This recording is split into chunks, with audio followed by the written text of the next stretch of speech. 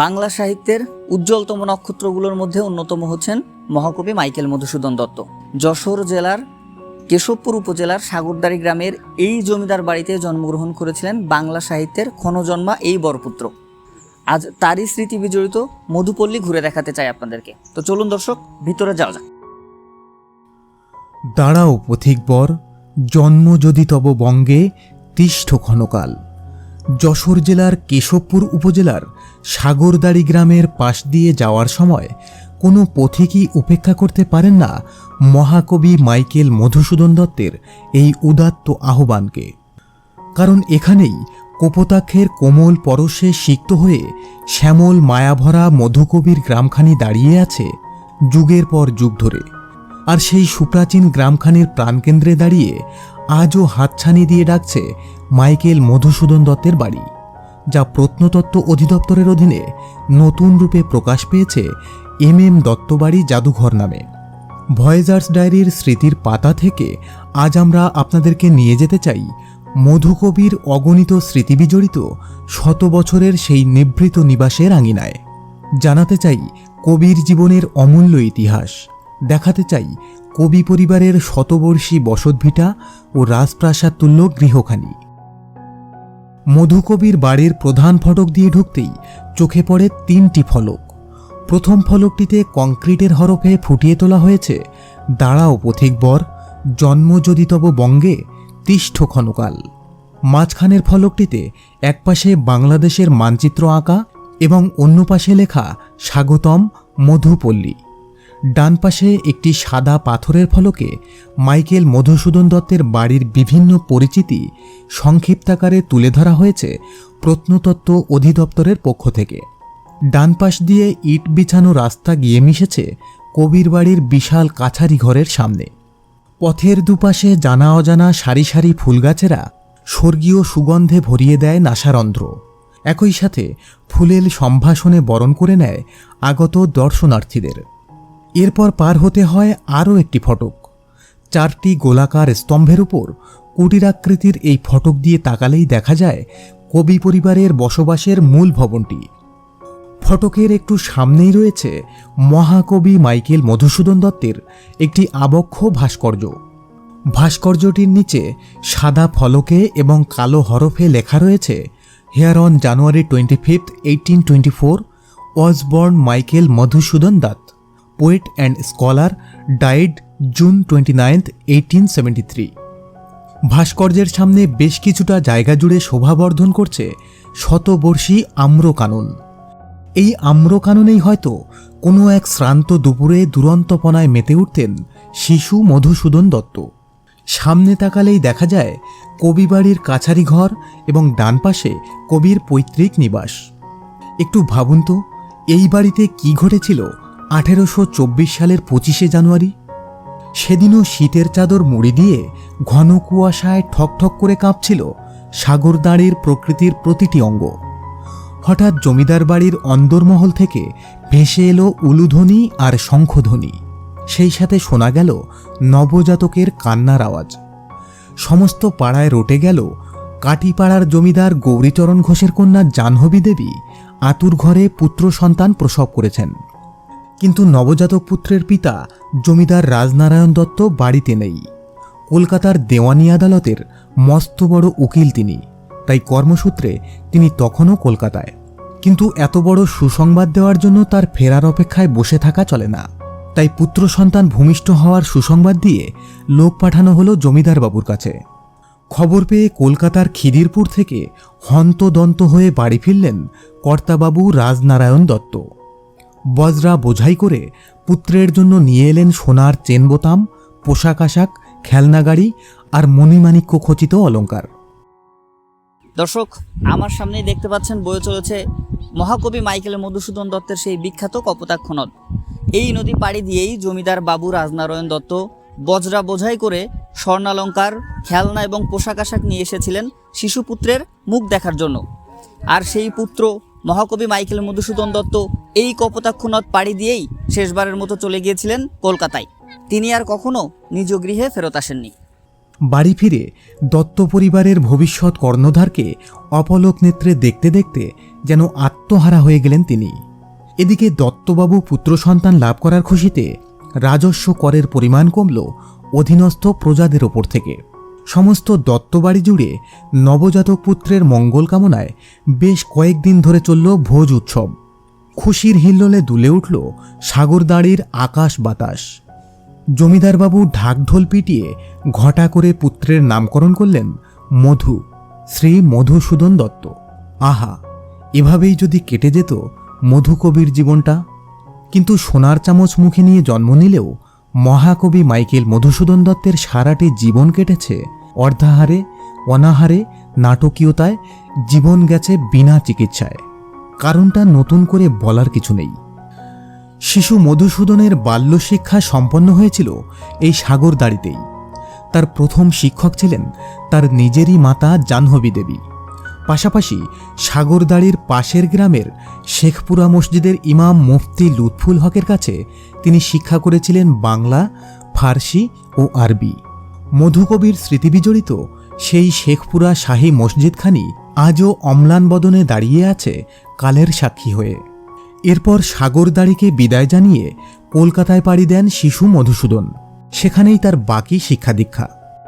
কিন্তু আচমকা ঘটে গেল মধুসূদনের জীবনের সবচেয়ে গুরুত্বপূর্ণ ঘটনাটি। মধুসূদন যে সময়ে কলেজে পড়তেন সে সময়টা আমাদের দেশে ইংরেজি শিক্ষার যুগ। এ যুগের অনেক ইংরেজি শিক্ষিত যুবক মনে করতেন ইংরেজদের ভাষা, ইংরেজদের আচার আচরণ এবং ইংরেজদের ধর্মই শ্রেষ্ঠ। মধুসূদনও তাই ইংরেজিতে কবিতা লিখতেন, মনে প্রাণে ইংরেজ হতে চাইতেন। অন্যদিকে তার মনে সঞ্চারিত হয়েছিল দেশীয় আচার ও ভাবনার প্রতি অশ্রদ্ধা। এই মানসিকতার প্রভাবে 1843 সালে তিনি হিন্দু ধর্ম ত্যাগ করে দীক্ষিত হন খ্রিস্টান ধর্মে। ঘটনার আকস্মিকতায় স্তম্ভিত হয়ে গেল তার পরিবার ও জ্ঞাতিবর্গ। অপমানে ও ক্ষোভে জমিদার রাজনারায়ণ দত্ত মধুসূদনকে ত্যায্য পুত্র ঘোষণা করলেন। আর এভাবেই মাত্র 19 বছর বয়সে পরিবারের সাথে সকল সম্পর্ক ছিন্ন হয়ে যায় কবির।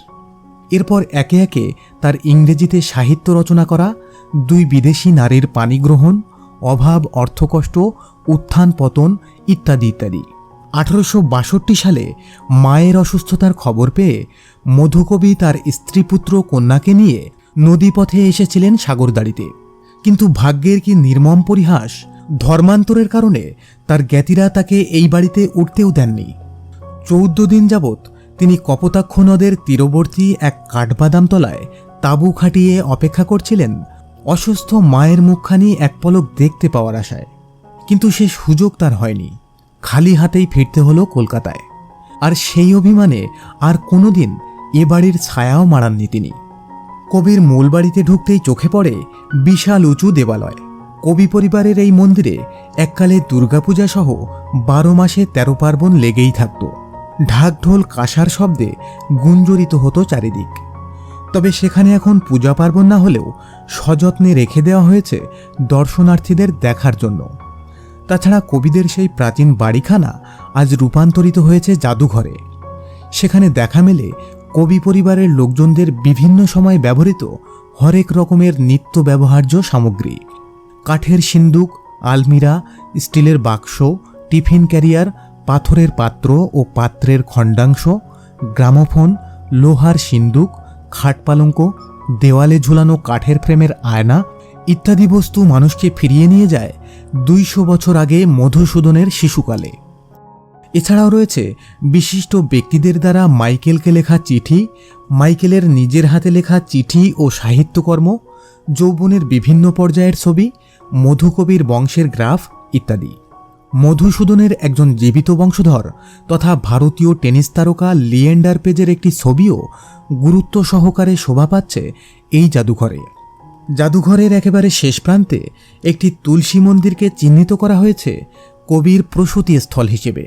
আজ থেকে প্রায় 200 বছর আগে এখানেই জন্ম নিয়েছিলেন বাংলা সাহিত্যের এক অনন্য মহানায়ক মহাকবি মাইকেল মধুসূদন দত্ত। আবার এখান থেকে উত্তর ও দক্ষিণে তাকালেই দেখা মেলে কবির 2 কাকার বাড়ির। এই বাড়ি দুইটির স্থাপত্য শিল্পও তৎকালীন জমিদারদের রুচিশীলতার পরিচয় বহন করে। কবির পৈতৃক বাড়ি থেকে বেরোলেই কয়েক গজের মধ্যেই দত্তবাবুর কাছারি ঘরখানি। এই কাছারি ঘরে বসে জমিদার রাজনারায়ণ দত্ত তার জমিদারি পরিচালনা করতেন। প্রত্নতত্ত্ব অধিদপ্তরের উদ্যোগে কাছারি ঘরটিতে গড়ে তোলা হয়েছে সমৃদ্ধ এক লাইব্রেরি। লাইব্রেরির উঁচু দেওয়ালে সারিবদ্ধভাবে টাঙিয়ে রাখা হয়েছে বাংলাদেশের বিভিন্ন অঞ্চলের মূল্যবান সব পুরাকীর্তির ছবি। বেশ কয়েকটি বুকশেলফে ঠেসে রাখা হয়েছে কবির লেখা বইসহ নানা প্রকার গ্রন্থ। কাছারি অফিসের উত্তরের ঘরটি বর্তমানে মাতৃদুগ্ধ কর্নার ও মহিলাদের নামাজের স্থান। কাছারি ঘর ছেড়ে একটু উত্তরে এগিয়ে গেলেই দেখা যায় কবি পরিবারের শান বাঁধানো পদ্মপুকুর। পুকুরের মাঝখানে কৃত্রিমভাবে ভাসিয়ে রাখা হয়েছে কয়েকগুচ্ছ পদ্মফুল। দিঘির ওপাশ থেকে উকি দিচ্ছে কবির লেখা কপোতাক্ষ নদ কবিতার দুটি চরণ। সতত হে নদ তুমি পড়ো মোর মনে, সতত তোমারই কথা ভাবি এ বিরলে। শান বাঁধানো ঘাটে বসে পদ্মফুল দেখতে দেখতে এবং কবির রচিত কবিতার চরণ দুইটি পড়তে পড়তে যেন দর্শনার্থীরা হারিয়ে যান অতীত স্মৃতি রোমন্থনে। হয়তো কোনো একদিন দস্যি মধুসূদন গ্রীষ্মের ভর দুপুরে সাঁতার কেটে বেড়াচ্ছেন এই পদ্মপুকুরে, আর পুকুর পাড়ে দাঁড়িয়ে মা জাহ্নবী দেবী শাসাচ্ছেন জমিদার পুত্র মধুসূদনকে। পুকুরের পাড়ে বসে সামনে তাকালেই চোখে পড়ে পোস্ট অফিস ও পূর্ব প্রান্তের সাগরদাড়ি সরকারি প্রাথমিক বিদ্যালয়টি। এছাড়াও সমগ্র বাড়িটির আশেপাশে ছোট ছোট ধাতব সবুজ ফলকে সাদা হরফে লেখা রয়েছে কবির লেখা বিভিন্ন কবিতা, মহাকবি মাইকেল মধুসূদন দত্তের জীবন ও সাহিত্যভিত্তিক ঐতিহ্য দিনপঞ্জি, এ স্থানের বাৎসরিক অনুষ্ঠান ও দিবস উদযাপন দিনপঞ্জি ইত্যাদি। উল্লেখ্য, ক্ষণজন্মা এই কবি 12টি ভাষায় ছিলেন সুপণ্ডিত। তবে ইংরেজিতে টিমোথি পেনপোয়েম ছদ্মনামে সাহিত্য রচনা করতে গিয়ে দারুণভাবে হোঁচট খেয়েছিলেন তিনি। তার লেখা ইংরেজি সাহিত্যের কোনো কদর না পেয়ে তিনি ফিরে এসেছিলেন বাংলায়। প্রবর্তন করেছিলেন সনেট ও অমিত্রাক্ষর ছন্দের। অকল্পনীয় প্রতিভাবান এ কবির লেখা বহু সাহিত্যকর্ম সমৃদ্ধ করেছে বাংলার সাহিত্য ভাণ্ডারকে এবং বাংলা সাহিত্যে যোগ করেছে এক অনন্য মাত্রা। জমিদার পরিবারে জন্ম, অতুল্য প্রতিভাশালী সাহিত্যকর্ম এবং প্রবল খ্যাতির সত্ত্বেও মধুসূদনের জীবন কেটেছে অর্ধাহারে অনাহারে। শেষ জীবনে ভিক্ষুকের মতো নিঃস্ব অবস্থায় এবং বিনা চিকিৎসায় ধুকে ধুকে পাড়ি দিয়েছেন পরপারে। 1873 সালের 29শে জুন এই মহাকবির জীবনাবসান হলে কবিবন্ধু নবীন সেন বিলাপ করে লিখেছিলেন, অযত্নে মা অনাদরে বঙ্গ কবি কুলেশ্বরে, ভিক্ষুকের বেশে মাতো দিয়াছ বিদায়। তার প্রাণহীন দেহটিকে সমাহিত করা হয়েছিল সার্কুলার রোডের সমাধিক্ষেত্রে, আর সেই সমাধিতে খোদাই করে লেখা হল, দাঁড়াও পথিকবর, জন্ম যদি তব বঙ্গে তিষ্ঠ ক্ষণকাল। প্রতিবছর মাইকেল মধুসূদন দত্তের জন্মদিনে জমকালো মেলা বসে মধুপল্লীর আঙিনায়। দেশ বিদেশ থেকে আগত লাখো পর্যটকের পদধ্বনিতে ভরে ওঠে মধুমেলা। পুতুল নাচ, সার্কাস, জাদু খেলা সহ নানা রকমের মনোরঞ্জক অনুষ্ঠানের আয়োজন থাকে এই মধুমেলাকে কেন্দ্র করে। থরে থরে সজ্জিত রকমারি খাবারের পসরা জিভে পানি এনে দেয় দর্শনার্থীদের। 7 দিনব্যাপী চলমান এই মেলায় আরও একটি আকর্ষণের বিষয় হচ্ছে মনোজ্ঞ সাংস্কৃতিক অনুষ্ঠান। এই অনুষ্ঠানে অংশ নেন দেশের বরেণ্য সঙ্গীতশিল্পী, নৃত্যশিল্পী ও আবৃত্তি শিল্পীগণ। তাই হাতে সময় থাকলে সপরিবারে ঘুরে আসতে পারেন মধুসূদনের মধুময় স্মৃতিবিজড়িত মধুপল্লী থেকে।